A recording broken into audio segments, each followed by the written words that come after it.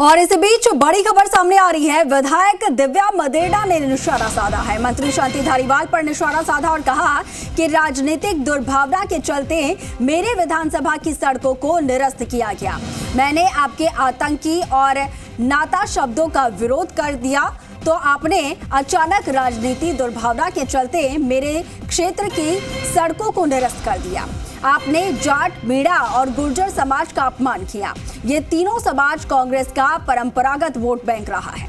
दिव्या मदेड़ा ने कहा कि हमारे मंत्री जिद्दी हैं और इनकी जिद के आगे कोई कुछ नहीं बोल पाता है। लेकिन अगर मेरे क्षेत्र की सड़कें फिर से बहाल नहीं की गई तो मैं भी मुंह में घास रखकर धरने पर बैठ जाऊंगी और फिर अगर आप में दम है तो मुझे धरने से उठाकर दिखा देना। जिस मिनिस्ट्री पर आप इतना घमंड कर रही हैं वो मिनिस्ट्री भी उधार की है। 6 महीने बाद हम चुनाव में जा रहे हैं और स्वायत्त शासन विभाग की अनुदान मांगों पर बोल रही थी दिव्या मदेड़ा।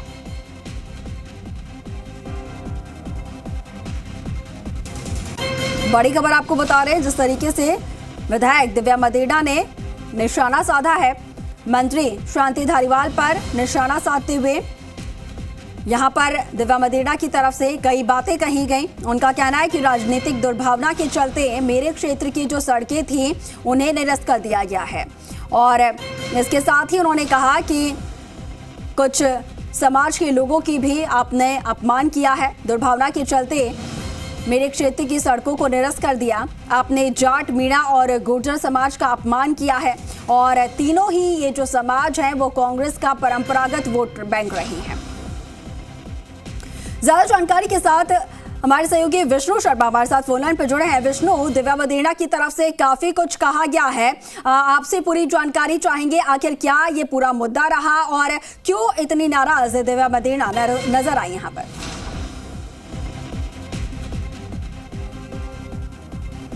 चलिए तो विष्णु से फिर से संपर्क साधने की कोशिश करेंगे, लेकिन ये बड़ी खबर सामने आ रही है जिस तरीके से विधानसभा में ये बात यहाँ पर रखी गई है और विधायक दिव्या मदेड़ा काफी नाराज नजर आई। मंत्री शांति धारीवाल पर साफ तौर पर उन्होंने निशाना साधा। क्षेत्र की सड़कों को लेकर उन्होंने अपनी बात रखी। उनका कहना यह है कि राजनीतिक दुर्भावना के चलते उनके क्षेत्र की जो सड़कें थी उन्हें निरस्त कर दिया गया और इसके साथ ही उन्होंने पुरानी कई बातों का भी जिक्र किया। उन्होंने कहा कि मैंने आपके आतंकी और नाता शब्दों का विरोध कर दिया तो आपने अचानक राजनीति दुर्भावना के चलते मेरे क्षेत्र की सड़कों को निरस्त कर दिया। तो साफ तौर पर उन्होंने मंत्री शांति धारीवाल पर निशाना यहाँ पर साधा। इसके साथ ही यहाँ पर जाट, मीणा और गुर्जर समाज के लिए भी उन्होंने कहा है कि आपने तीनों ही जो समाज है उनका अपमान किया है और तीनों ही समाज कांग्रेस के परंपरागत वोट बैंक रहे हैं। अब ऐसे में आपने उन तीनों समाज का अपमान किया है। तो इसके साथ ही दिव्या मदेड़ा ने कहा कि हमारे मंत्री जिद्दी हैं और इनकी जिद के आगे कोई कुछ नहीं बोल पाता है। लेकिन अगर सड़कें उनके क्षेत्र की फिर से बहाल नहीं की गई तो फिर वो भी धरने पर बैठ जाएंगे। उनका कहना था कि मैं भी मुंह में घास रखकर धरने पर बैठ जाऊंगी और फिर उसके बाद कोई मुझे धरने से नहीं उठा पाएगा।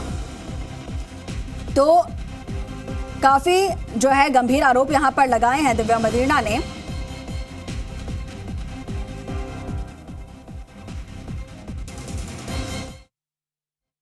गुर्जर कितनी दिल की गहराइयों से आपको चाहते हैं ये सर्वविदित है। मीणा समाज के कद्दावर नेता को आप आतंकी की समान उपाधि देते हैं। जाट समाज की बेटी मंजू को नाते के नाम से लेकर आप चरित्र हनन करते हैं। ये तीनों गुर्जर, मीणा और जाट खेतिहार हैं और कांग्रेस के मूल वोट बैंक हैं। 45% से ज्यादा राजस्थान में इसका हिस्सा है।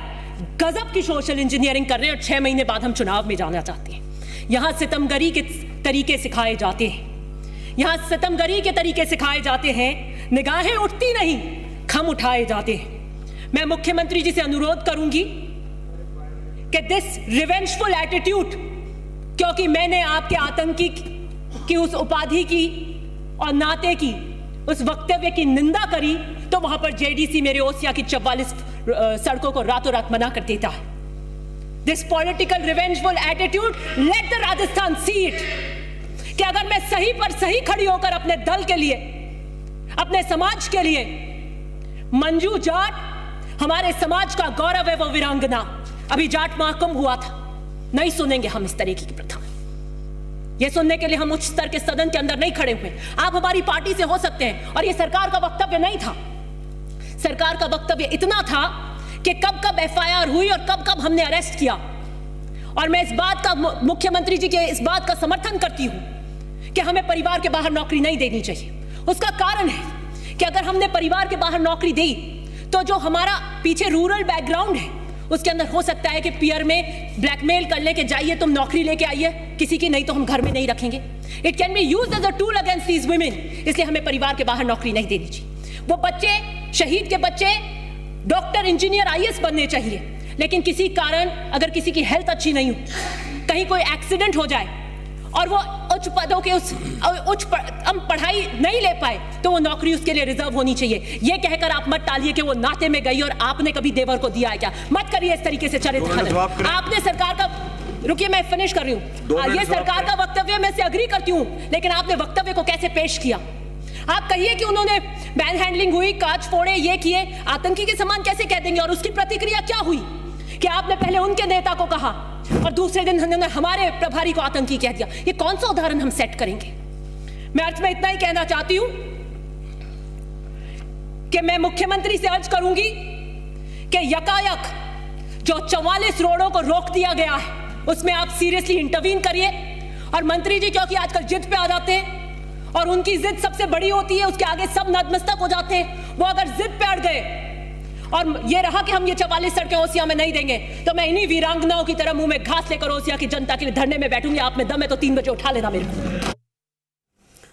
तो विधायक दिव्या मदेना को आपने सुना सदन में जिस तरीके से उनकी गूंज सुनाई दी, खास तौर पर जो वीरांगना है मंजू, उनको लेकर साफ तौर पर वो नाराज यहाँ पर नजर आई।